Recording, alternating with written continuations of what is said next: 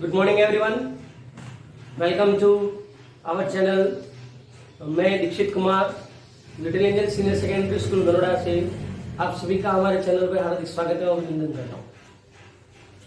सबसे पहले हमारा चैप्टर चल रहा था D and F block elements और फर्स्ट वीडियो लेक्चर में इस चैप्टर के मैंने कुछ एक टास्क दिए थे, कुछ क्वेश्चंस पूछे थे और बहुत सारे बच्चों ने उनके आंसर्स भी भेजे हैं। जैसे दिग्विजय सिंह ने इसका आंसर भेजा है, अंजलि यादव ने इसका आंसर भेजा था, निखार भट्ट ने आंसर भेजे हैं, उसके बाद अभिषेक जैन ने आंसर भेजा है। बहुत सारे ऐसे बच्चे जिन्होंने आंसर भेजे, मैं कुछ का नाम मिस कर रहा हूँ, लेकिन फिर भी बहुत सारे ऐसे स्टूडेंट्स हैं जिन्होंने अभी तक कुछ भी आंसर्स भी नहीं दिया है और कमेंट भी नहीं किया है। तो मैं आप सभी से रिक्वेस्ट करूंगा कि अगर आपने वीडियो देख लिया है तो अगर आपको क्वेश्चन आते हैं तो आप आंसर जरूर दें और वीडियो देखने के बाद भी कुछ इंडिकेशन जरूर छोड़ें। सबसे पहला काम। साथ ही अगर आप तक वीडियो को हमने चैनल को सब्सक्राइब नहीं कर रखा है, चैनल को सब्सक्राइब करें, बेल आइकन को दबाना ना भूलें, वीडियो को ज्यादा से ज्यादा शेयर करें और अपनी स्टडी को आगे बढ़ाएं। अब हम आगे बढ़ते हैं डीएनए ब्लॉक एलिमेंट्स में। लास्ट टॉपिक हमारा चल रहा था physical properties of D and F block elements. Topic था हमारा physical properties of D and F block elements. Physical properties of D and F block elements, ये टॉपिक हमारा चल रहा था और इसमें लास्ट हमने देखा था आयनाइजेशन एंथैल्पी। क्या देखा था? Ionization enthalpy. तो मैंने आपको बताया था कि आयनाइजेशन एंथैल्पी एटॉमिक साइज के इनवर्सली प्रोपोर्शनल होता है। साइज जितनी बड़ी होगी एटम की, आयनाइजेशन एंथैल्पी की वैल्यू उतनी कम होगी। और एटॉमिक साइज का ट्रेंड हम इसके पहले देख चुके थे कल के लेक्चर में, तो वो मैं आपको कल बता चुका था। और एटॉमिक आयनाइजेशन एंथैल्पी के बारे में एक और बहुत अच्छी चीज मैंने आपको कल बताई थी और वो थी कि आयनाइजेशन एंथैल्पी की मदद से आप ऑक्सीडेशन स्टेट की स्टेबिलिटी को बता सकते हैं। आयनाइजेशन एंथैल्पी की मदद से आप क्या बता सकते हैं? Stability of various oxidation state. जैसे कि कल हमने देखा था निकेल +2 और प्लेटिनम +2, फिर अपन ने देखा था निकेल +4 और प्लेटिनम +4। कौन ज्यादा स्टेबल होगा ये हमने आयनाइजेशन एंथैल्पी की वैल्यू से चेक किया था। आज हमारा नया टॉपिक है इज हीट ऑफ एटोमाइजेशन। हमारा अगला टॉपिक है हीट ऑफ एटोमाइजेशन। मतलब फिजिकल प्रॉपर्टीज पढ़ रहे हैं कि हीट ऑफ एटोमाइजेशन में क्या ट्रेंड चलेगा। हालांकि टेक्स्ट बुक में इतना डेप्थ टॉपिक नहीं है, लेकिन इसकी बेसिक बात मैं जरूर करूंगा कि हीट ऑफ एटोमाइजेशन का पहले मतलब समझना। हीट ऑफ एटोमाइजेशन क्या है? तो मान लीजिए आपके पास कोई कंपाउंड है। कंपाउंड मतलब मान लीजिए आपके पास कंपाउंड है एफईओ का। इसका कंपाउंड है एफईओ का। तो क्या होगा इसके अंदर? आपने पढ़ रखा है सॉलिड स्टेट में एफईओ एफईओ एफईओ चलेगा ना, Fe+2 O2-, Fe+2 O2-। तो अभी क्या है ये क्रिस्टल में, इसमें क्रिस्टल में, और मैं ये कह रहा हूं कि आपको अलग से Fe का एटम चाहिए। सुनिया ध्यान से, मैंने क्या कहा? इस क्रिस्टल में से आपको अलग Fe का एटम चाहिए। या आप ये मान लीजिए कि आपके पास एक क्रिस्टल है सिर्फ आयरन का, ये आयरन का क्रिस्टल है और यहां से आपको सिर्फ Fe का एटम चाहिए। किसी भी केस में आपके पास है कंपाउंड, उस कंपाउंड में से एटम को आपको अलग करना है, तो इसको अलग करने के लिए आपके द्वारा जो एनर्जी दी जा रही है वो एनर्जी कहलाती है हीट ऑफ एटोमाइजेशन। क्या है? Heat of atomization. क्या है heat of atomization? Enthalpy change during the breaks of bonds of compound and release individual atom. मतलब ये इंडिविजुअल एटम अलग अलग नहीं हो जाए कंपाउंड से, उसको अलग करने के लिए जितनी एनर्जी आपके द्वारा दी जा रही है वो कहलाएगी हीट ऑफ एटोमाइजेशन। अब देखो, आपको सीधा ट्रेंड की बात कर रहे हैं तो आपको एक रिलेशन याद रखना है कि हीट ऑफ एटोमाइजेशन का क्या रिलेशन याद रखोगे और आपको ये ट्रेंड यहां कैसे पता पड़ेगा। तो आपको ये याद रखना है heat of atomization, heat of, ये याद रखेंगे, heat of atomization is directly proportional to number of unpaired electrons. Number of unpaired electrons, सीधी सी बात है। क्वेश्चन है heat of atomization is directly proportional to unpaired electrons. अब मेरा क्वेश्चन, आज का क्वेश्चन है, कमेंट सेक्शन में लिखना है आंसर। वीडियो को रोक दें, कमेंट सेक्शन में आंसर लिखिए, फिर चेक करें सही है या गलत। क्वेश्चन है which element has the highest number of unpaired electrons in 3D series. 3D series के किस मेटल के पास highest number of unpaired electrons हैं? क्वेश्चन सुनेंगे ध्यान से। 3D सीरीज के किस एलिमेंट के पास highest number of unpaired electrons है, या पूछूं तो हाईएस्ट हीट ऑफ एटमाइजेशन किसका होगा। तो देख लीजिए आपके पास क्या था, scandium, titanium, vanadium, chromium, manganese, iron, cobalt, nickel, copper, zinc. Answer आप लिख दे, फिर यहां से मैच करेंगे। तो स्कैंडियम का हमने क्या पढ़ा था, इलेक्ट्रॉनिक कॉन्फ़िगरेशन 3d1 18 था, तो 4s2 ये था। फिर हमने पढ़ा था 3d2 4s2, 3d3 4s2, 3d4 4s2। यहां पर हमने क्या कर दिया था, 3d5 4s1 एक्सेप्शनल था क्रोमियम का। फिर इसका क्या किया था, 3d5 4s2, 3d5 और 6 4s2, 3d6 4s2, इसका 3d7 4s2, 3d8 4s2, 3d10 4s1, 3d10 4s2। अब देख थोड़ा सा कॉमन सेंस लगाइए, अनपेड इलेक्ट्रॉन कैसे, अनपेड किसको कहेंगे, जैसे अगर आपने डी में भरा है और फिर एस में भर रहे हो, तो एस में 2 इलेक्ट्रॉन भर रहे हो तो एस में तो एक ही बॉक्स होता है, तो दोनों पेयर्ड है, मतलब एस वाले तो जहां 2-2 है वो आप गिनोगे नहीं क्योंकि वो पेयर्ड इलेक्ट्रॉन्स है। अनपेयर्ड जैसे कि D1 तो ये अनपेयर्ड है, D2 तो ये भी अनपेयर्ड है, D3 तो ये भी अनपेयर्ड है, D4 D5 मतलब इसमें अनपेयर्ड इलेक्ट्रॉन 1 2 3 और इसमें कितने अनपेयर्ड इलेक्ट्रॉन्स होंगे, तो देखो इसमें ये ऐसे है, तो 1 2 3 4 5 6, क्रोमियम में कितने हो गए 6। अब वापस यहाँ S2 है 3d5 तो यहाँ 5। अब देखो पेयरिंग हो रही है, D6 होते ये पेयरिंग हो गई, कितना अनपेयर्ड हुए 4 3 2, यहाँ पर कितना 1 और यहाँ हो गया 0। तो देखिए आपका सबसे ज्यादा अनपेयर्ड इलेक्ट्रॉन्स किसमें मिला, क्रोमियम। कंपटीशन एग्जाम वाले बच्चे इसको ज्यादा सीरियसली लेकर देखेंगे। क्वेश्चन आता है सीधा, which element has the highest number of unpaired electrons, या सीधा आता है which element has the highest heat of atomization, chromium. जितने ज्यादा नंबर ऑफ अनपेयर्ड इलेक्ट्रॉन्स उतना ही ज्यादा हीट ऑफ एटमाइजेशन। तो यहां पर सबसे ज्यादा हीट ऑफ एटमाइजेशन किसका होगा, क्रोमियम का। तो यह था आपका क्या, हीट ऑफ एटमाइजेशन। उम्मीद करता हूं समझ में आ चुका होगा। आप इसको घर पर एक बार फिर से ट्राई करें, कोई भी डाउट लगता है तो आप कमेंट सेक्शन में लिखें। अगली प्रॉपर्टी है कलर्ड कंपाउंड, कलर्ड कंपाउंड, ठीक है। अगली प्रॉपर्टी है इनकी क्या, कलर्ड कंपाउंड। मतलब क्या कि डी ब्लॉक एलिमेंट्स आते हैं वो कलर्ड इन नेचर, नेचर में कैसे होते हैं, coloured in nature. D block elements की खासियत होती है कि ये नेचर में कैसे होते हैं, कलर्ड होते हैं। तो सबसे पहली बात क्या, कलर्ड ड्यू टू, क्यों होते हैं ये कलर में, due to unpaired electrons and vacant D orbitals. क्यों होते हैं ये कलर्ड, वैकेंट कलर्ड क्यों होते हैं, तो they are coloured due to unpaired electrons. एक तो क्या है, इनके पास अनपेयर्ड इलेक्ट्रॉन्स है, दूसरा क्या है, वैकेंट डी ऑर्बिटल्स है।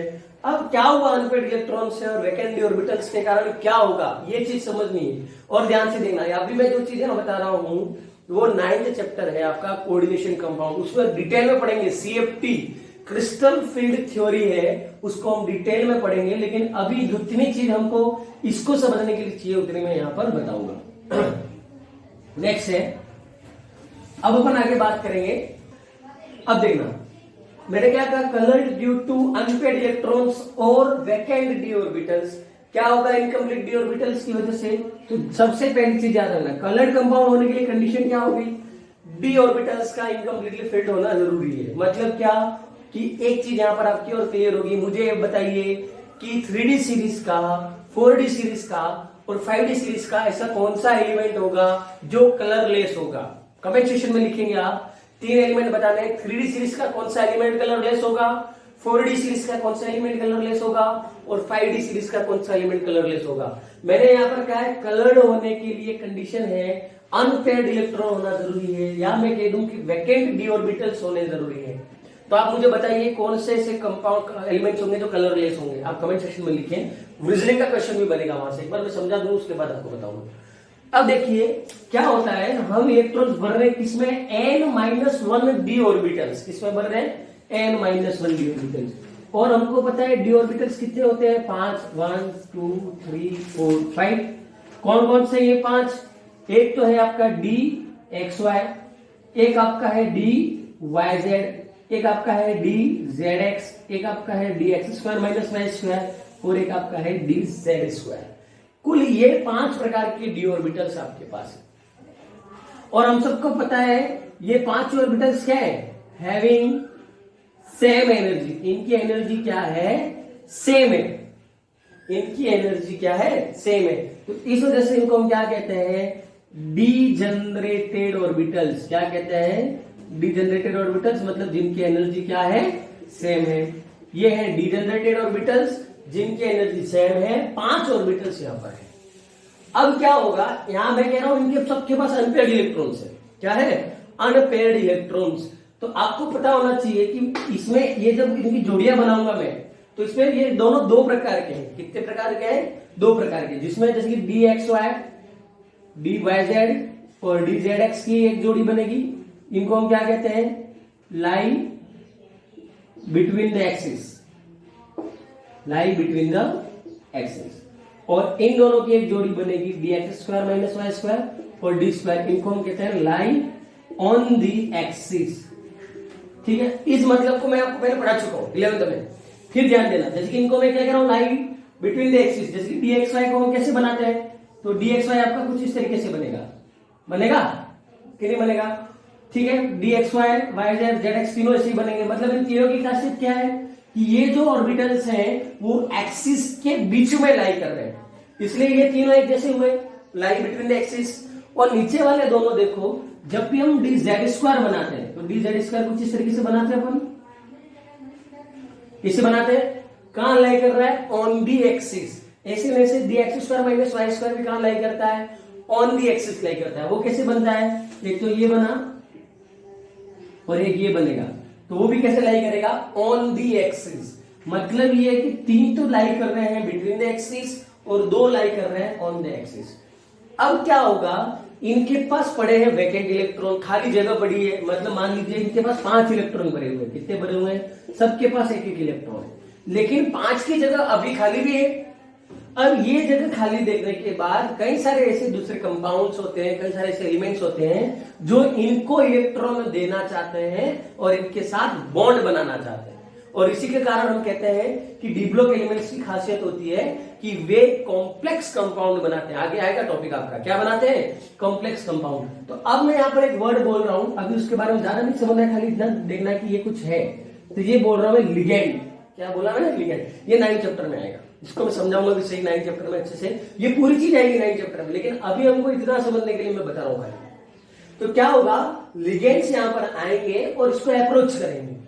तो जैसे ही लिगेंड्स आएंगे तो लिगेंड्स की प्रेशर की वजह से, और लिगेंड जैसे ही आएंगे तो लिगेंड के आने के 2 तरीके हैं, इन तक पहुंचने के 2 तरीके हैं। पहला तरीका कि वो कहां से आए, बिटवीन द एक्सिस से आए। कहां से आए, बिटवीन द एक्सिस से आए। और दूसरा तरीका क्या, ऑन द एक्सिस से आए। तो मतलब ये कि जैसे कि आप लोगों ने देखा होगा, कोई बहुत बड़ा नेता आ रहा है और उस नेता ने आकर सबसे पहले आपको ही मिल लिया और आपको पहचानता है और आपको अच्छे भाव दे दिए, तो आपके मन में भी थोड़ा सा एक्साइटमेंट आ जाएगा कि यार इतने सब लोगों के सामने इसने मुझे भाव दिया। तो बात यही आ रही है कि अगर आपका लिगेंड आया बिटवीन द एक्सिस से, तो एक्सिस के ऊपर जो भी ऑर्बिटल्स पड़े हैं उनकी एनर्जी बढ़ जाएगी। अब यहां पर सब एक सेम एनर्जी में पड़े हुए हैं, लेकिन जैसे ही लिगेंड आया उसके आने की वजह से और एक्सिस से आ रहा है, इस वजह से इन तीनों की एनर्जी बढ़ी। तो क्या होगा, इन डी ऑर्बिटल्स की हो जाएगी स्प्लिटिंग। क्या हो जाएगी, स्प्लिटिंग ऑफ डी ऑर्बिटल्स। क्या हो गया, स्प्लिटिंग ऑफ डी ऑर्बिटल्स। ये स्प्लिटिंग हुई और ये टूट गया और 3 चले गए कहां, ऊपर की ओर, और 2 ऑर्बिटल चले गए नीचे की ओर। क्या हुआ, यहां से आए इसलिए 3 ऊपर चले गए। अब ये कह रहा हूं कि मान लो लिगेंड एक्सिस से नहीं आता और बीच में से नहीं आता और एक्सिस के ऊपर से आता, तो क्या होता, ये 2 ऊपर चले जाते और 3 नीचे आ जाता। बात को समझना, अभी ज्यादा डिटेल नहीं देखनी। तो याद रखना, इन तीनों को तो हम नाम देते हैं T2G। क्या नाम देते हैं, T2G। और इन दोनों को हम नाम देते हैं EG ऑर्बिटल्स। तो ये आपका क्या हो गया, T2G, और ये आपका हो गया EG। क्या हुआ, डीजेनरेटेड ऑर्बिटल्स की लिगेंड के आने की वजह से स्प्लिटिंग होकर वो दो डिफरेंट एनर्जी लेवल्स में टूट गए, ये लोअर एनर्जी लेवल और ये हायर एनर्जी लेवल, और इसको अपन एनर्जी गैप भी बताते हैं, ये कितना है और ये कितना है, ये आगे मैं आपको सीएफटी में पूरा समझाऊंगा, ठीक है ना, लेकिन अभी इतनी जरूरत नहीं है। अब मैं ये कह रहा हूं ये 3 और ये 2 हो गए 5, यहाँ पर भी ऐसे भरे हुए थे, पर यहां ये था कि अगर यहां पर किसी इलेक्ट्रॉन को मैं एनर्जी देता भी सही तो वो कहां जाता, कहीं नहीं जा सकता था, क्योंकि सबकी एनर्जी सिमिलर है। और हमने ये पढ़ रखा है कि जब भी किसी इलेक्ट्रॉन को एनर्जी मिलती है, जब भी किसी इलेक्ट्रॉन को एनर्जी मिलती है तो वो क्या होता है, एक्साइटेड स्टेट में चला जाता है, मतलब हायर एनर्जी लेवल में शिफ्ट हो जाता है। लेकिन इसको हायर एनर्जी लेवल मिल ही नहीं रहा है, यहाँ तो सब एक जैसे है। बट यहां पर मैं यूं कहूं कि ये जो इलेक्ट्रॉन है, कोई भी इन दोनों में से किसी एक इलेक्ट्रॉन को मैं एनर्जी दे रहा हूं, वो कहीं से एनर्जी ले रहे हैं, और एनर्जी अगर ये लेगा तो अब ये हायर एनर्जी लेवल में जा सकता है, और ये शिफ्ट कर गया हायर एनर्जी लेवल में, अब ये यहां चला गया। लेकिन जब ये यहां से एनर्जी रिलीज करके वापस अपनी ग्राउंड स्टेट में आएगा, तब वो जो एनर्जी वो रिलीज कर रहा है वो एक विजिबल स्पेक्ट्रम के रूप में आएगी। किसके रूप में आएगी, ध्यान से सुनना, यहां पर स्ट्रिक्ट ये आता है कंसेप्ट कलर्ड नेचर का। क्या हुआ, ये इलेक्ट्रॉन एनर्जी लिया, एनर्जी लेकर कहां चला गया, ऊपर। ऊपर आने के बाद जब ये वापस एनर्जी रिलीज करके यहां तक आएगा, और यहां तक आते समय जो उसने एनर्जी रिलीज करी वो एनर्जी एक विजिबल स्पेक्ट्रम के रूप में आपको दिखेगी, और जिस कलर का स्पेक्ट्रम, मतलब जिस रेंज का स्पेक्ट्रम वो रिलीज करेगा उस कलर का वो कंपाउंड दिखेगा। और इसका इलेक्ट्रॉन का यहां से वहां तक ट्रांजिशन ये कहलाता है डी डी ट्रांजिशन। क्या कहलाता है, डी डी ट्रांजिशन। ध्यान से देखना क्या कहलाएगा ये, डी डी ट्रांजिशन। ये टॉपिक आपको याद रखना होगा, मोस्ट इंपोर्टेंट। सीधा क्वेश्चन आता है what is d d transition, या particular compound is coloured in nature why, तो उसका मेजर आंसर तो यही है, the d block metals are coloured in nature due to, किसके कारण बताइए मुझे। पहले यहां तो लिखा था ड्यू टू अनपेयर्ड इलेक्ट्रॉन्स, लेकिन वो अनपेयर्ड इलेक्ट्रॉन्स क्या खेल दिखा रहे हैं, वो डी डी ट्रांजिशन है। तो आप क्या लिखोगे, d block metals are coloured in nature due to d d transition. किसकी वजह से होता है, डी डी ट्रांजिशन की वजह से। और डी डी ट्रांजिशन होने के कारण इलेक्ट्रॉन्स यहां से वहां, वहां से यहां आते रहते हैं, जिसकी वजह से वो विजिबल स्पेक्ट्रम के कलर कंपाउंड्स बनाते हैं, और कंपाउंड जो है वो हमें कलर में दिखेगा। आया समझ में सबको। तो क्या था कंसेप्ट, तो D d transition, splitting of P orbitals की वजह से इलेक्ट्रॉन्स ट्रांजिस्ट करते हैं, जिसको हम कहते हैं डी डी ट्रांजिशन। ये तो क्लियर हो गया कि कलर्ड कंपाउंड बनाते हैं, क्यों बनाते हैं वो भी मैंने आपको समझा दिया, splitting of D D orbitals की वजह से, और ये क्या शो करते हैं, डी डी ट्रांजिशन।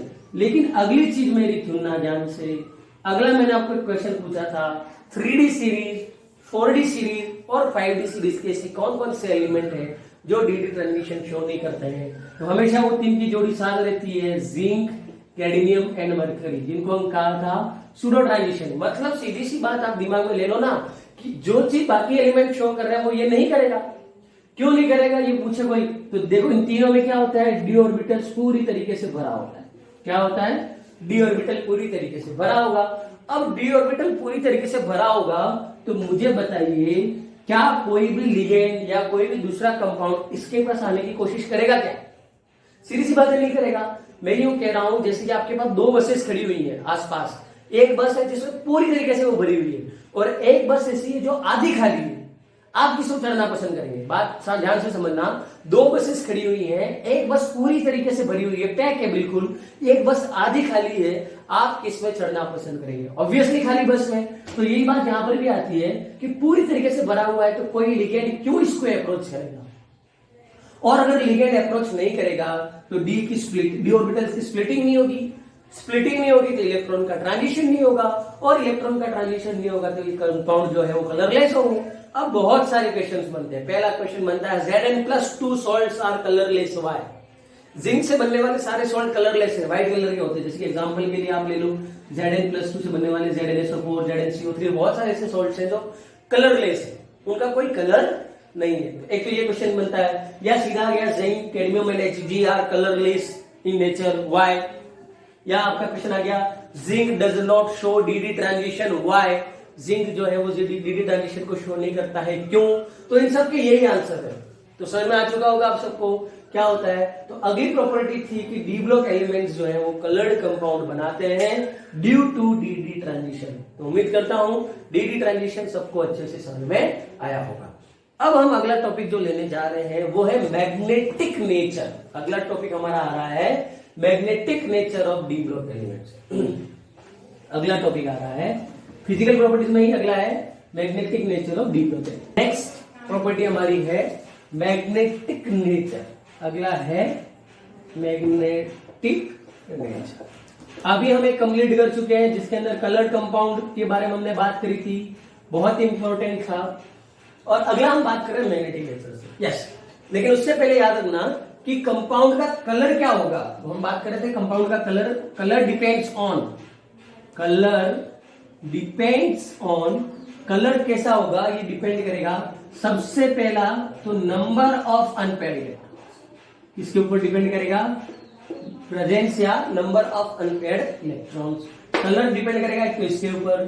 दूसरा डिपेंड करता है नेचर ऑफ लिगेंड, जो आने वाला लिगेंड है वो कैसा है, जो लिगेंड जुड़ना चाह रहा है उसका नेचर कैसा है उसके ऊपर डिपेंड करेगा। और तीसरा है ज्योमेट्री ऑफ कंपाउंड, तीसरा है ज्योमेट्री ऑफ कॉम्प्लेक्स।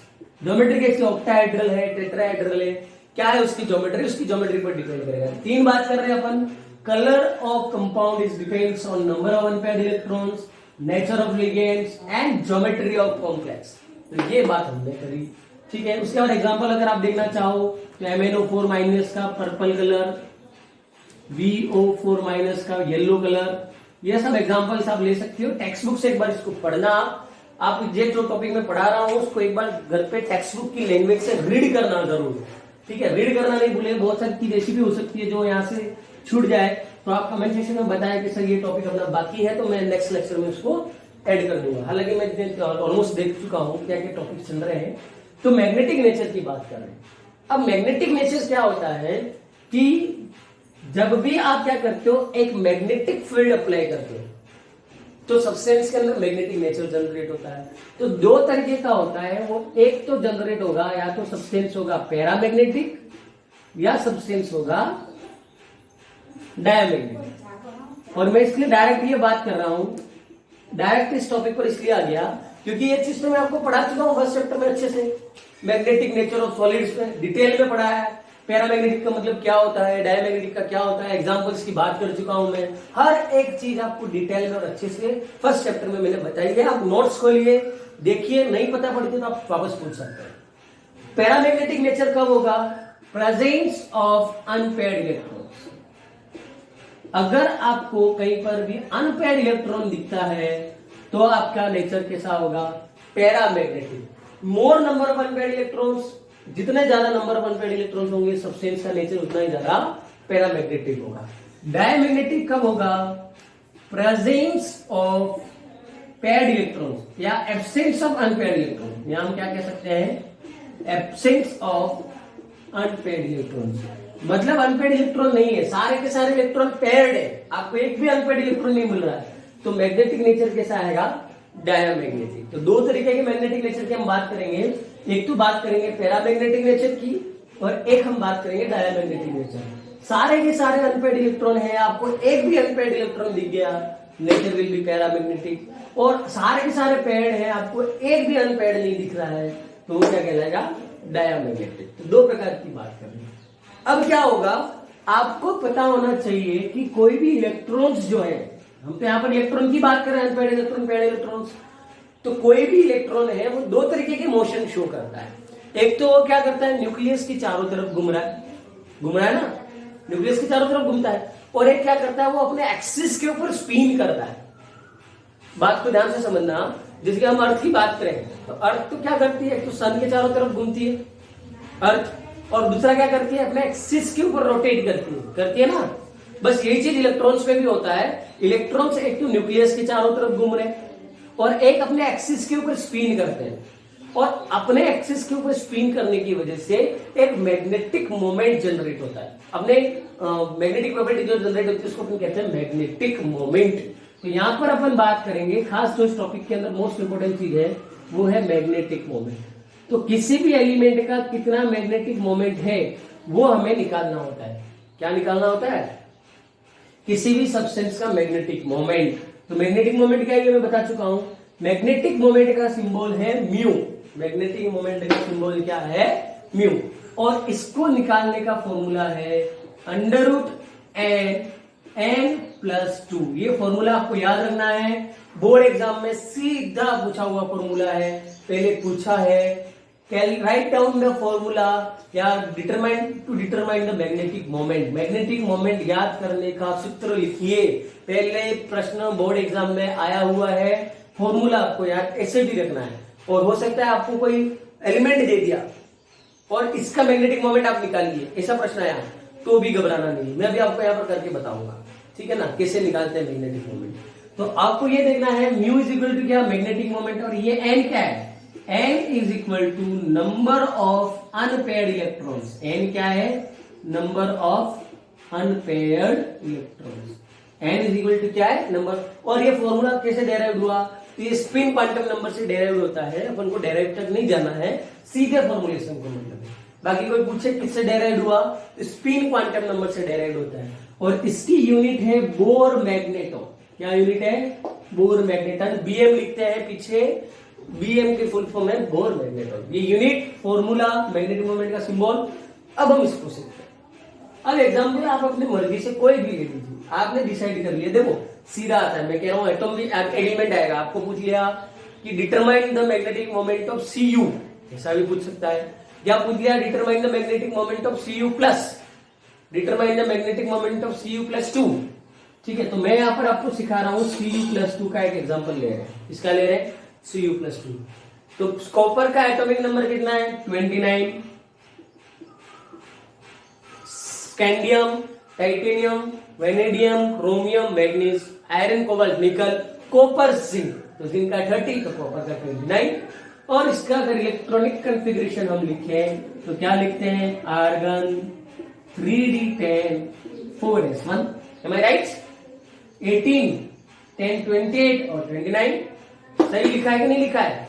तो ये आपका इलेक्ट्रॉनिक कॉन्फ़िगरेशन। अब मैं ये कह रहा हूं कि Cu+2 इलेक्ट्रॉन्स कितने हो जाएंगे? 2 इलेक्ट्रॉन जा रहे, तो इलेक्ट्रॉन्स हो गए आपके पास 27। तो Cu+2 का इलेक्ट्रॉनिक कॉन्फ़िगरेशन क्या होगा? बताइए Cu+2 का electronic configuration. Argon 3d9 4s1।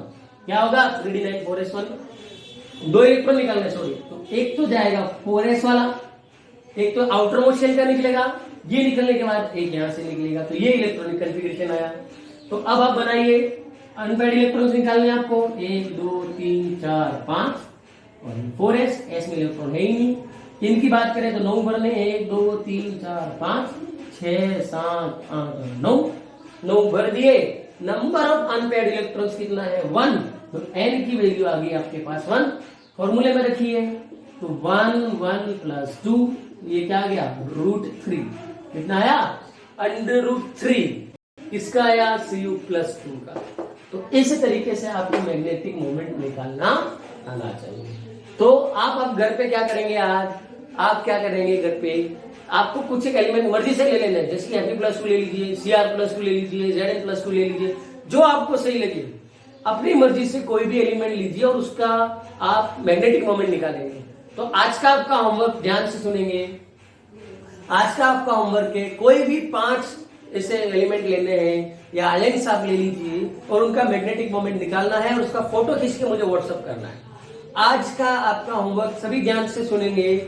आपको 5 एलिमेंट्स लेने हैं, उनका मैग्नेटिक नेचर निकालना है और मैग्नेटिक नेचर इसी तरीके से निकालकर 5 एलिमेंट्स का फोटो खींचना है और मुझे व्हाट्सएप करना है। आज का ये आपका होमवर्क है, कंपलसरी सबको करना है। जिन जिन बच्चों के होमवर्क होने के बाद फोटोज मेरे पास आएंगे उनका नाम मैं नेक्स्ट वीडियो में जरूर लूंगा। इसलिए आपको ये होमवर्क पूरा करके मुझे फोटो व्हाट्सएप कंपलसरी करना है। ध्यान देंगे, वीडियो देखने के बाद ये होमवर्क आपको आज का ये होमवर्क पूरा करना है। तो कंपलसरी ये होमवर्क आप पूरा करके मुझे फोटो भेजिए, ठीक है? तो ये आपका मैग्नेटिक मोमेंट उम्मीद करता हूँ सबको समझ में आ चुका होगा। आगे बढ़ते हैं अब हम हमारी नेक्स्ट प्रॉपर्टी की तरफ। तो नेक्स्ट प्रॉपर्टी है हमारी alloy formation. D block elements की एक खासियत होती है कि वो एलॉय बना देते हैं। डी ब्लॉक एलिमेंट्स क्या करते हैं। नेक्स्ट हम आगे बढ़ेंगे एलॉय फॉर्मेशन। अगला टॉपिक है हमारा एलॉय फॉर्मेशन। एलॉय बनाना है हमको, तो सबसे पहली चीज तो एलॉय का मतलब क्या है। तो एलॉय का मतलब समझना आप। एलॉय क्या है, तो मिक्सचर ऑफ मेटल्स। एलॉय क्या है, मिक्सचर ऑफ मेटल्स। दो या दो से ज्यादा मेटल्स को हम ऐड करके कोई कंपाउंड बनाते हैं तो उसको हम कहते हैं एलॉय। तो हो सकता है वो सॉलिड मिक्सचर हो, लिक्विड मिक्सचर हो। गैसियस मिक्सचर तो बनेगा नहीं, मेटल है तो लिक्विड मिक्सचर भी बनता है। एमलगम एग्जांपल हम पहले दे चुके हैं, ठीक है ना, सॉल्यूशन वाले चैप्टर में। तो एलॉय बनाना है आपको, मिक्सचर ऑफ मेटल्स क्या जाता है, एलॉय। तो डी ब्लॉक एलिमेंट्स की एक खासियत होती है कि डी ब्लॉक एलिमेंट्स का अधिकतर यूज लिया जाता है एलॉय बनाने में। D block elements are useful to make alloys. अब एग्जांपल लेकर बताऊंगा मैं आपको कैसे। और सबसे पहली बात मैं ये आपको ये समझना है कि एलॉय की जरूरत क्यों पड़ी। तो एलॉय की जरूरत पड़ी तो जैसे सबसे पहले एग्जांपल आप लीजिए आयरन का। जैसे कि आयरन हमने देखा कि कुछ समय तक आयरन फ्रेश रहता है और उसके बाद जैसे ही वो मॉइस्चर और एयर के कांटेक्ट में आता है, वाटर एंड एयर के कांटेक्ट में, तो धीरे धीरे धीरे धीरे धीरे धीरे वो रस्ट होना स्टार्ट करता है और रस्टिंग होनी स्टार्ट हो जाती है। अब हम क्या करते हैं उसके लिए, to prevention the rusting oil paint करते हैं, गैल्वेनाइजेशन की प्रोसेस काम में लेते हैं। तो क्या होता है, आयरन की वजह से वो प्रॉब्लम आ रही है, तो क्यों ना हम आयरन के साथ कोई दूसरा मेटल ऐड कर दें ताकि क्या आयरन की प्रॉपर्टीज हाइड हो जाए और वो मॉइस्चर और एयर के साथ रिएक्शन नहीं कर पाए। दूसरा, ऐसे कई सारे मेटल्स हैं जैसे कि आप स्टेनलेस स्टील बनाते हैं, ब्लेड वगैरह में यूज आपने देखा होगा, शेविंग ब्लेड के ऊपर लिखा होता है स्टेनलेस स्टील। वो क्या एलॉय तो है, प्रॉपर स्टील थोड़ी है, स्टील इज एन एलॉय। ठीक है, आप एग्जांपल ले लीजिए जैसे कि ब्रास किससे बनता है, ब्रास लिखिए। अगर आपको पता है ब्रास कौन से दो मेटल से मिलकर बना हुआ है, कमेंट सेक्शन में जरूर लिखेंगे। अगर आपको पता है ब्रास किससे मिलकर बना हुआ है, वीडियो को पॉज करें, कमेंट सेक्शन में लिखें। आंसर है इसका कॉपर एंड जिंक। देख लीजिए दोनों कौन से हैं, डी ब्लॉक एलिमेंट्स हैं। कौन से हैं, डी ब्लॉक एलिमेंट्स। उसके बाद आपने देखा होगा कॉपर का यूज लिया जाता है, ब्रॉन्ज बनाने में भी लिया जाता है, ठीक है, स्टेनलेस स्टील में भी लिया जाता है। मतलब डी ब्लॉक एलिमेंट्स ऐसे कई सारे हैं जिनका यूज अलग अलग जगहों पर एलॉय बनाने में लिया जाता है। एलॉय फॉर्मेशन में कई सारे डी ब्लॉक एलिमेंट्स जो है वो काम में लिए जाते हैं। तो ये था हमारा अगला टॉपिक। जनरली है, आप टेक्स्ट बुक से भी पढ़ सकते हैं। एग्जांपल्स इनके याद रखें, एग्जाम क्वेश्चन में आ सकता है। Name the metals which is used to form brass, name the metals which are used to form bronze. तो इनके एग्जांपल्स आप लोग याद रखें। एलॉय फॉर्मेशन चैप्टर 6 के पीछे टेबल दे रखी है एलॉय की, आप वहां से भी देख सकते हैं एग्जांपल्स इनके। तो ये आपका टॉपिक था अगला, alloy formation. D block elements maximum use किए जाते हैं एलॉय बनाने के लिए। अगला जो टॉपिक हम आगे बढ़ते हैं और नेक्स्ट टॉपिक अपन ले रहे हैं, अगला टॉपिक हम लेने जा रहे हैं, जो हम लेने जा रहे हैं वो है catalytic property.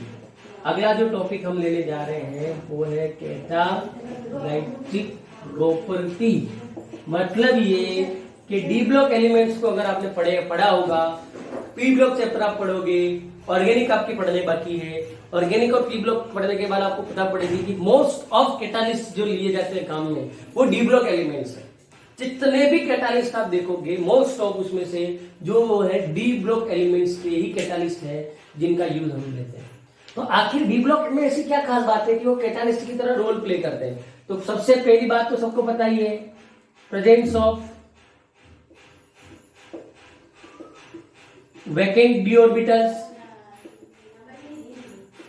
Presence of vacant D orbitals, पहली चीज के इनके पास खाली डी ऑर्बिटल्स हैं, तो ये आसानी से किसी के भी साथ मिलकर दूसरे कंपाउंड को जोड़ने में मदद करते हैं। दूसरा काम क्या, लार्ज सरफेस एरिया। दूसरा है large surface area. Surface area इनका लार्ज होता है, उससे क्या होगा मैं आगे समझाऊंगा आपको एक बार और। अगला टॉपिक है आपका वेरिएबल ऑक्सीडेशन स्टेट। अगला है आपका वेरिएबल ऑक्सीडेशन स्टेट। अगला है आपका वेरिएबल ऑक्सीडेशन स्टेट। और चौथी इसकी खासियत है ability to form complexes. Ability to form complexes.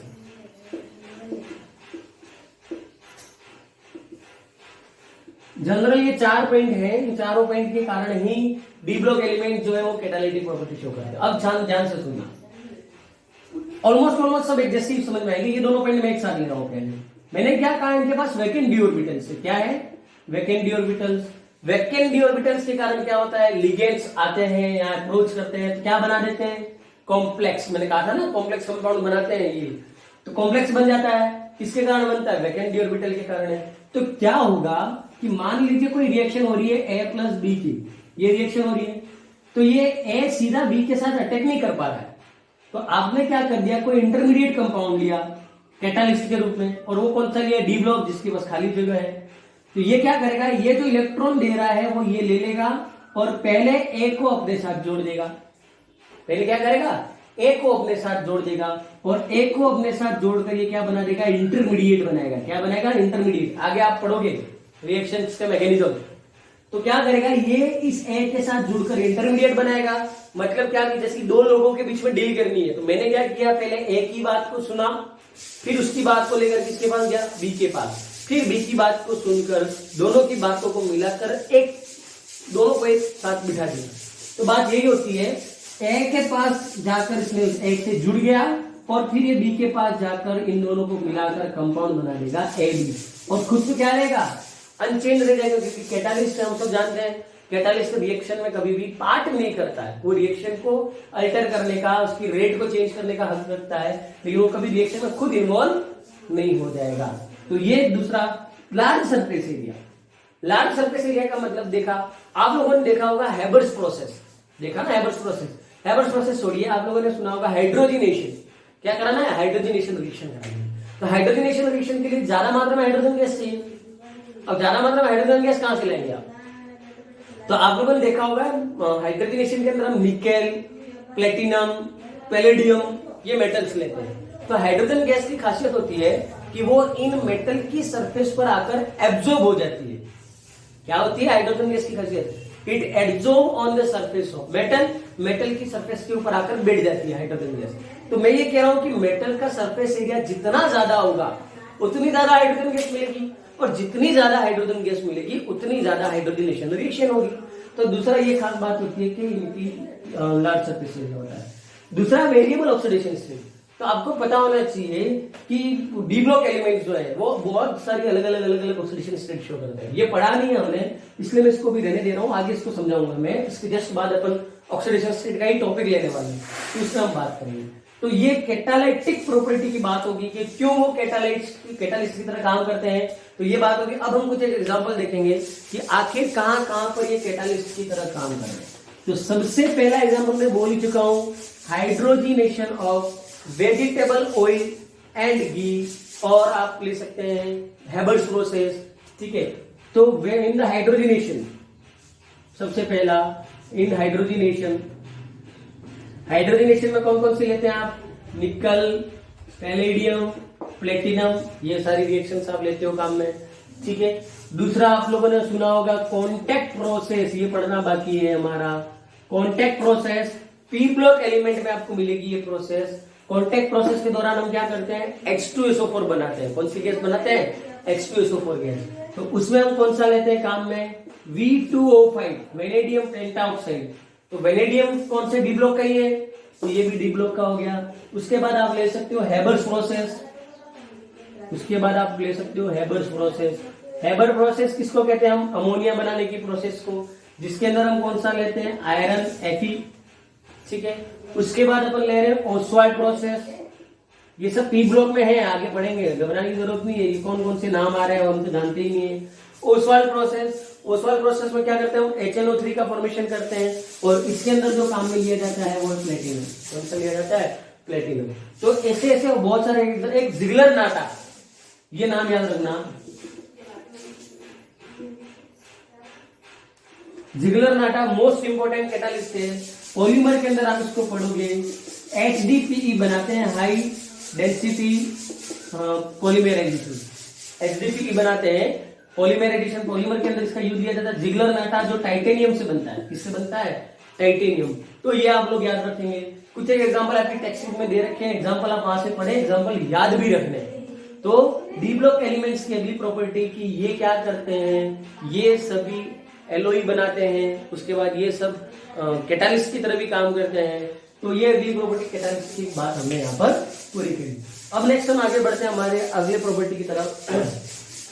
अगली प्रॉपर्टी लेंगे अब हम। नेक्स्ट प्रॉपर्टी जो हम लेने जा रहे हैं वो है ऑक्सीडेशन स्टेट।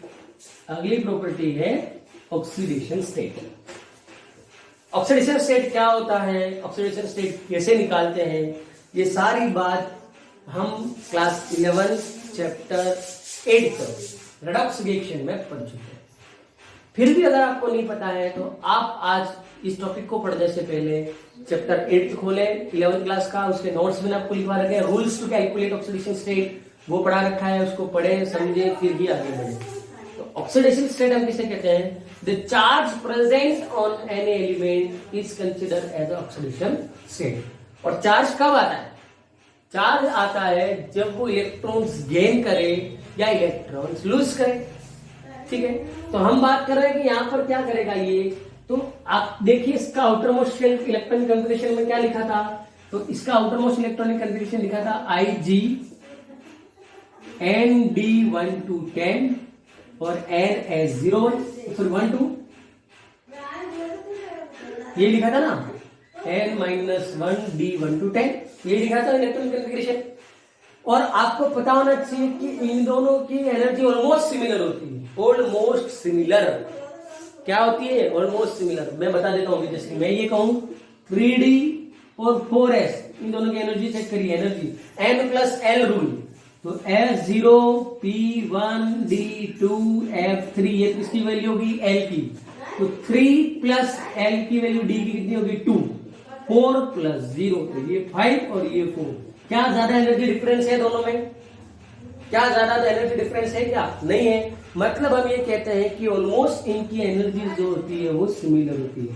तो सिमिलर एनर्जी के कारण इनका आउटर मोस्ट शेल 4S और इनर शेल 3D दोनों क्या करेगा, पार्टिसिपेट करेगा इलेक्ट्रॉन्स डोनेटिंग में। ठीक है, due to similar energy, due to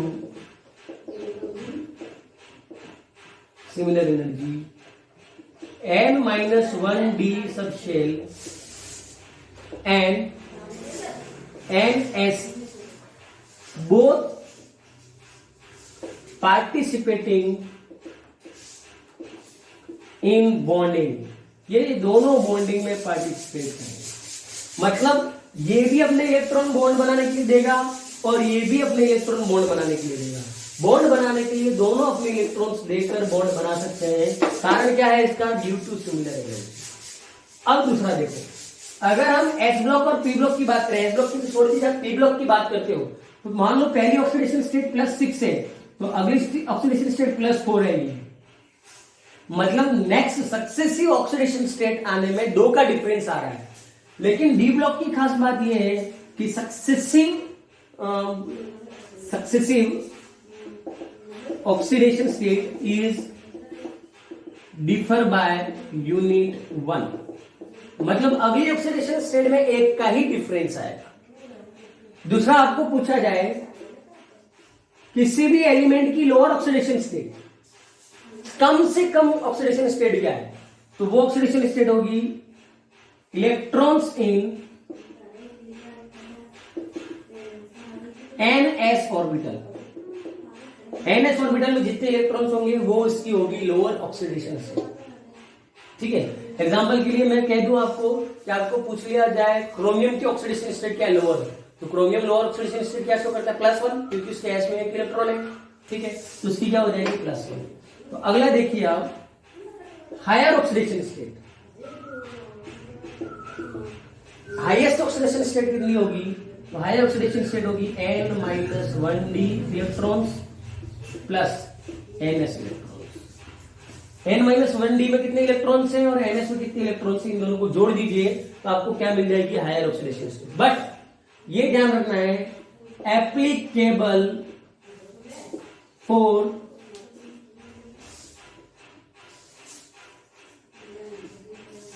middle element only. कहां तक एप्लीकेबल है, सिर्फ मिडिल एलिमेंट तक।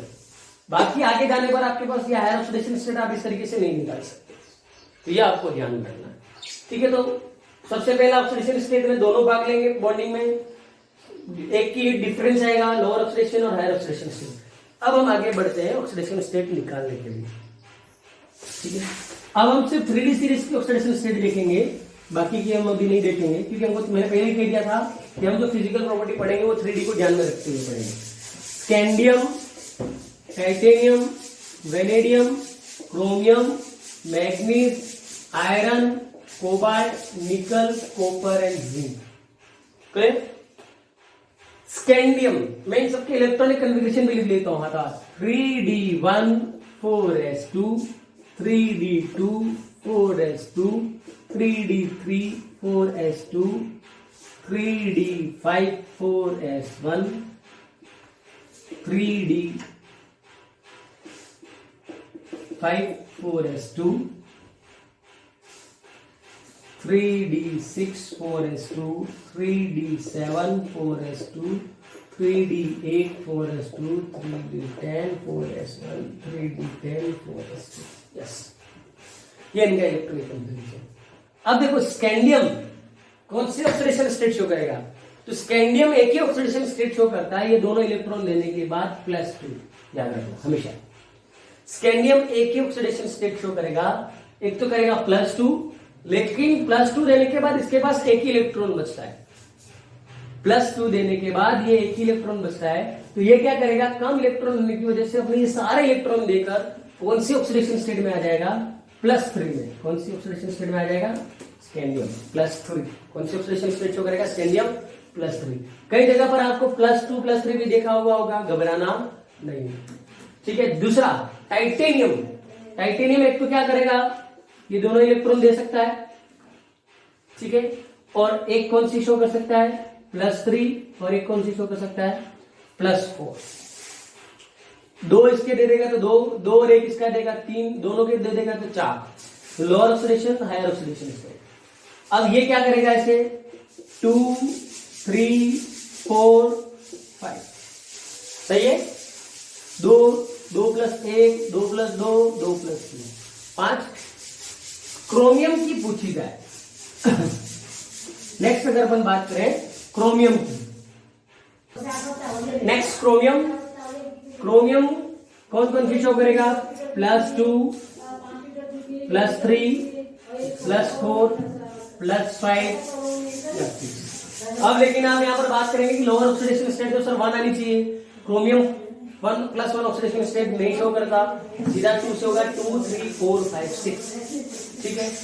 अब मैग्नीज +2 +3 +4 +5 +6 +7, ठीक।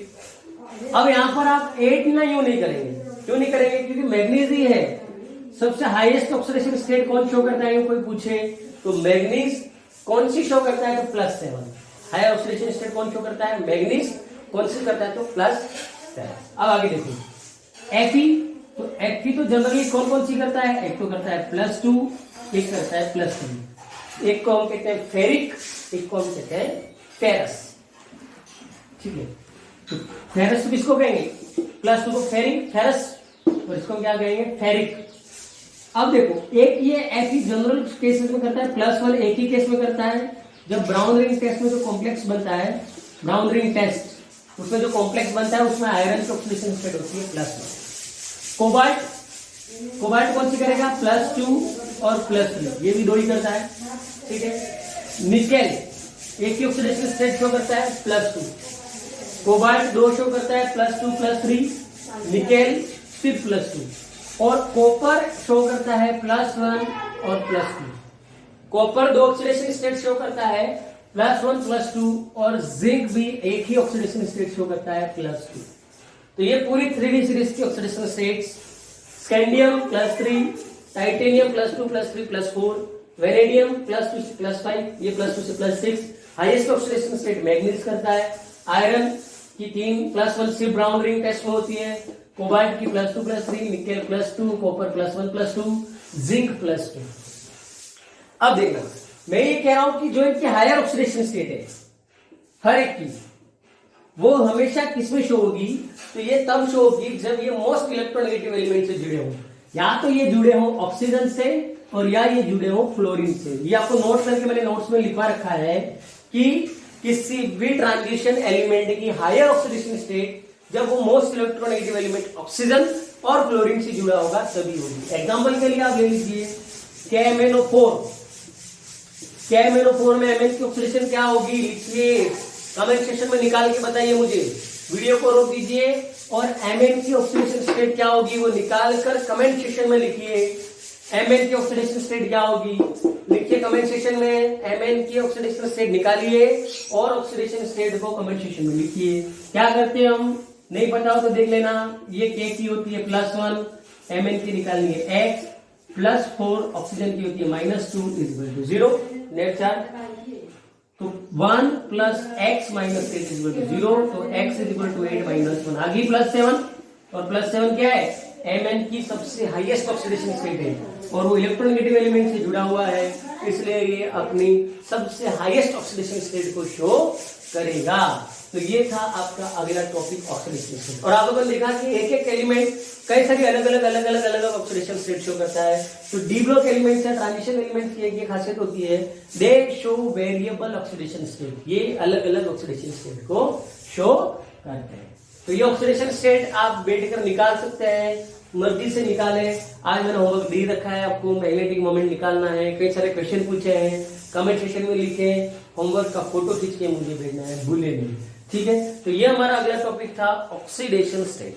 अगला टॉपिक था ऑक्सीडेशन स्टेट। अब हम आगे और बढ़ेंगे नेक्स्ट टॉपिक की ओर।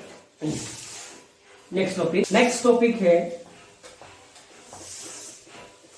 Formation of interstitial compounds.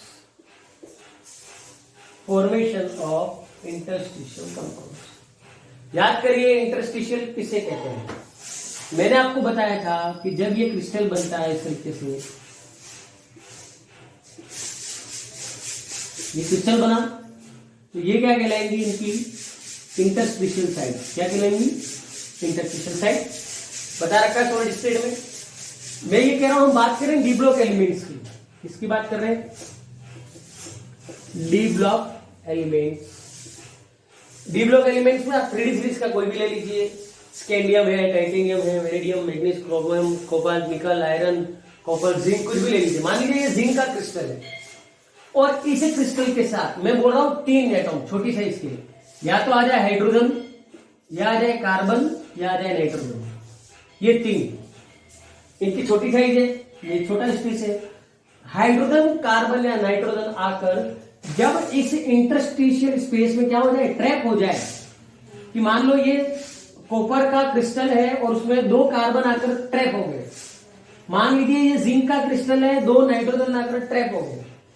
तो इस प्रकार से एक कंपाउंड बनता है जिसको हम कहते हैं इंटरस्टिशियल कंपाउंड। क्या कहते हैं, इंटरस्टिशियल कंपाउंड। तो डी ब्लॉक एलिमेंट की एक खासियत होती है कि वे अपने इंटरस्टिशियल साइट में हाइड्रोजन, कार्बन और नाइट्रोजन को ट्रैप करके, डी ब्लॉक एलिमेंट जो है वो अपने इंटरस्टिशियल साइड में हाइड्रोजन, कार्बन या नाइट्रोजन को ट्रैप करके इंटरस्टिशियल कंपाउंड्स बनाते हैं। और क्यों बनाते हैं, तो इंटरस्टिशियल कंपाउंड की कुछ खास बातें होती है। सबसे पहला कि they are neither ionic nor covalent. ये जो क्रिस्टल बना वो तो ना ही आयनिक होगा ना ही कोवेलेंट। जनरली आप क्या करते हो, हाइड्रोजन कार्बन को जोड़ना होता है तो बॉन्ड बनाना पड़ता है, आयनिक बॉन्ड बनाओ या कोवेलेंट बनाओ। लेकिन यहाँ पर वो ट्रैप हो गया और बन गया है, तो ना तो आयनिक है ना ही कोवेलेंट है नेचर में। दूसरा, इस तरीके से जो क्रिस्टल्स बनते हैं उनके मेल्टिंग पॉइंट क्या होते हैं, हाई। इस तरीके से जो क्रिस्टल्स बनते हैं उनके मेल्टिंग पॉइंट्स क्या होंगे, हाई। उनके मेल्टिंग पॉइंट बहुत ज्यादा हाई होते हैं। दूसरा, ये से जो होंगे वो होंगे केमिकली इनर्ट। क्या होंगे, केमिकली इनर्ट। ऐसे जो क्रिस्टल्स हैं वो क्या है, केमिकली इनर्ट। और मेटेलिक कंडक्टिविटी, ये क्या होते हैं, गुड कंडक्टर होते हैं, मेटेलिक कंडक्टिविटी। तो सबसे पहले ये ट्रैप करके इंटरस्टिशियल कंपाउंड बनाते हैं जो ना तो आयनिक होंगे ना ही कोवेलेंट होंगे। मेल्टिंग पॉइंट इनका हाई होगा, केमिकली ये इनर्ट होंगे, मेटेलिक क्या होंगे, ये गुड कंडक्टर होंगे। अब मैं कुछ एक एग्जांपल की बात करूं तो अपन एक एग्जांपल लेते हैं, TiC MN4N। तो टाइटेनियम का क्रिस्टल है, उसमें कार्बन आकर ट्रैप हो गया। टाइटेनियम का क्रिस्टल है, उसमें कार्बन आकर ट्रैप हो गया। मैग्नीज का क्रिस्टल है, उसमें नाइट्रोजन आकर ट्रैप हो गया।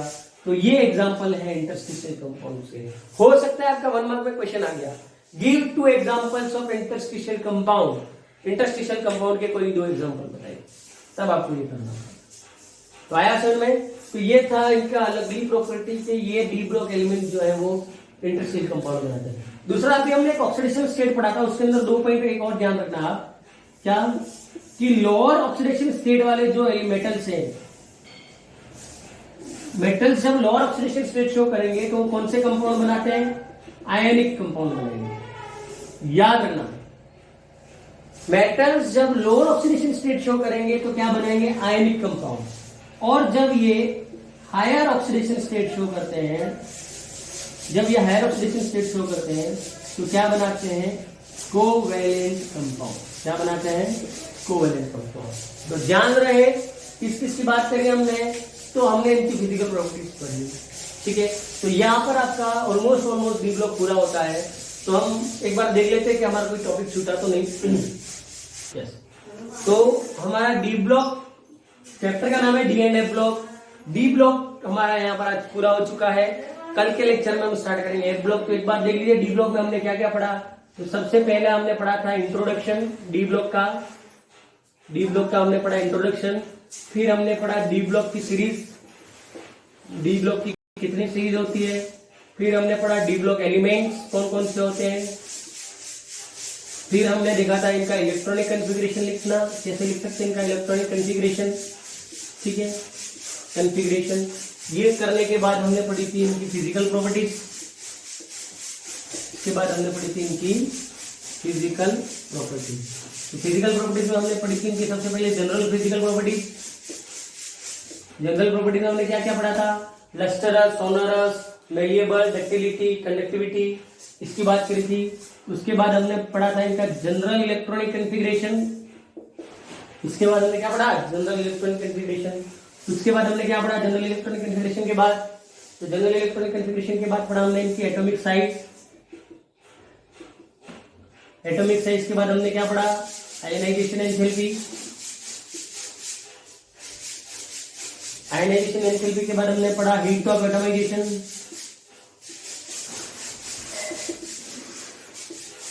फिर हमने पढ़ा कलर्ड कंपाउंड। फिर हमने पढ़ा एलॉय फॉर्मेशन। एलॉय फॉर्मेशन के बाद हमने पढ़ा इंटरस्टिशियल कंपाउंड। फिर हमने पढ़ी ऑक्सीडेशन स्टेट, ठीक है। तो ये सारी चीजें हमने पढ़ी है। आप एक बार घर पे टेक्स्ट बुक से मैच कर लें। डी ब्लॉक हमारा पूरा हो चुका है। डी ब्लॉक के टोटल ये आज तीसरा वीडियो आपके पास आएगा। 3 वीडियो डी ब्लॉक एलिमेंट से आपके पास अब तक हो चुके हैं। ये तीनों वीडियो आप देख लें और चैप्टर को आप टेक्स्ट बुक से पढ़ना नहीं भूलेंगे। टेक्स्ट बुक से पढ़े और देखें कि कोई चीज रह तो नहीं गई है, और अगर कोई चीज रह गई है तो आप कमेंट सेक्शन में लिखें कि सर ये चीज पढ़नी बाकी है, तो नेक्स्ट वीडियो में मैं वो ले लूंगा। और अगर हमारा डी ब्लॉक पूरा हो चुका है तो हम अगले चैप्टर में एफ ब्लॉक को स्टार्ट करेंगे। अब ध्यान रखें, आज के लिए मैंने आपको एक होमवर्क दिया है। 5 एलिमेंट्स का मैग्नेटिक मोमेंट, आप मर्जी से 5 एलिमेंट ले लें, उनका मैग्नेटिक मोमेंट निकालें, फोटो खींचें और मुझे व्हाट्सएप करें। मेरा व्हाट्सएप नंबर आप सभी के पास होगा, और अगर नहीं है तो मुझे इस नंबर पर 8387990796 इस नंबर पर आप मुझे व्हाट्सएप करेंगे अगर आपने होमवर्क पूरा कर लिया है तो। और आप इस वीडियो को ज्यादा से ज्यादा बच्चों तक शेयर करें। आज के वीडियो में मैंने कुछ क्वेश्चंस भी पूछे थे, उनके आंसर भी आपको देने थे, और अगर आपने आंसर दिए हैं तो आपका बहुत बहुत धन्यवाद। जिन बच्चों ने आंसर दिए हैं, जिन बच्चों का होमवर्क मेरे पास आएगा, उन बच्चों का नाम मैं अगले वीडियो में जरूर लूंगा। तो ध्यान रखें, आपको ये होमवर्क करके मुझे इस नंबर पर व्हाट्सएप करना है। दूसरा, अगर आप वीडियो देख लेते हो तो कमेंट सेक्शन में आपने वीडियो देखा है इस बारे में जानकारी देना नहीं भूले। दूसरा, इस वीडियो को ज्यादा से ज्यादा ऐसे बच्चों को शेयर करें जिनको लॉकडाउन की समस्या के दौरान इस वीडियो की ज्यादा से ज्यादा आवश्यकता है। और अगर आपने अब तक चैनल को सब्सक्राइब नहीं कर रखा है तो चैनल को सब्सक्राइब करें, बेल आइकन को दबाना ना भूलें, वीडियो को लाइक कीजिए, ज्यादा से ज्यादा इस वीडियो को आप शेयर करेंगे। साथ ही आपको पता होना चाहिए अभी आपके साथ साथ मैथ्स और फिजिक्स के वीडियो भी अपलोड हो रहे हैं। तीनों सब्जेक्ट्स के वीडियो डे में अलग अलग शेड्यूल से भी अपलोड हो रहे हैं, तो आप भी उसी शेड्यूल के अकॉर्डिंग इन वीडियो को पॉजिटिव एनर्जी के साथ देखें। आपको पता होना चाहिए कि छुट्टी के इस समय में भी टीचर्स घर बैठे आपकी पढ़ाई के लिए बहुत मेहनत कर रहे हैं, तो आप लोगों को भी थोड़ा सा टाइम निकालकर घर बैठे इन वीडियो को देखकर अपनी स्टडी को सतत बनाए रखना है। दूसरा, आप लोग ध्यान रखें कि आपका टेस्ट होना था फर्स्ट चैप्टर का, लेकिन अब जब भी स्कूल रीओपन होंगी तो फर्स्ट चैप्टर और सेकेंड चैप्टर ध्यान रखें, आपका फर्स्ट और सेकेंड चैप्टर दोनों चैप्टर का टेस्ट होगा। इसलिए आप अभी घर पे फर्स्ट और सेकेंड चैप्टर का रिवीजन करते रहें। ऐसा नहीं हो कि आगे हम पढ़ रहे हैं और पीछे वाला भूल रहे हैं। तो जब भी फ्री टाइम मिले फर्स्ट और सेकेंड चैप्टर को आप दोहराते जाएं, उनका रिवीजन करते जाएं। घर पर बैठे, फ्री नहीं बैठे, पढ़ाई करते रहें, कंटिन्यूटी बनाए रखें। चैनल को सब्सक्राइब करें, वीडियो को लाइक करें, शेयर करिए और होमवर्क भेजना नहीं भूलेंगे। जल्दी मिलेंगे हमारे नए वीडियो के साथ। तब तक के लिए धन्यवाद। जय हिंद, जय भारत।